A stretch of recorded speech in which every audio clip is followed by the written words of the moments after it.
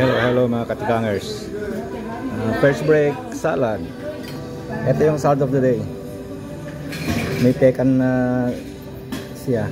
At saka maraming kung mga dried na yan. At saka yung lagi yan. Kaya lang yung dalawang nuts nilalagay ko diyan sa ibabaw, tatlo na. Kasi meron siyang itong mani-mani. Ayan. Mani-mani na, maninipis ang hiwa. Ewan ko, hindi ko pala kita kung paano yung hiwain ito. Mga machine siguro ito. Ang ninipis. Tapos binebake siya.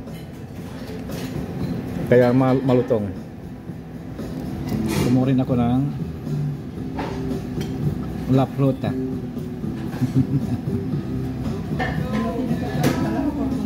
Ito, La Fruta. At saka yung panulak ko ay taso na taso iya danyo kabulon. At saka yung itlog mo, itlog natin lahat andyan dyan. Kaya basagin natin yung itlog natin para may halo natin. Ganyan. Walang basagan ng trip, sabi nyo binasag na. Ayan. Tapos halo-halo na ganoon. Ayan, ganyan. Ganyan. Ready na siya. Ganoon lang kasimple. Ayan. Ayan. Pwede na. Pwede nang lantakan. Ayan. Unahin natin yung fruits. Ito natin.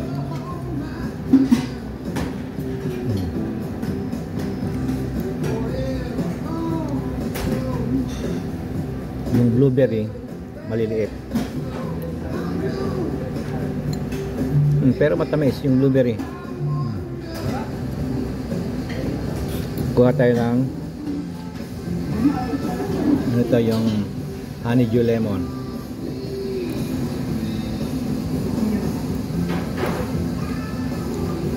Kuha na tayo ng piña colada.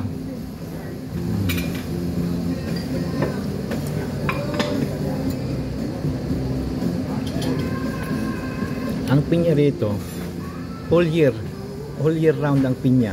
Lahat ng prutas whole year round. Kahit hindi panahon, meron. Kasi yung supplier, siyempre nag-export pag wala na rito. Nag-import sa ibang lugar. Kaya meron. Lahat yan. All year round mga yan. Hindi yung panahon. Panahon. Okay, kailan na. Bye-bye.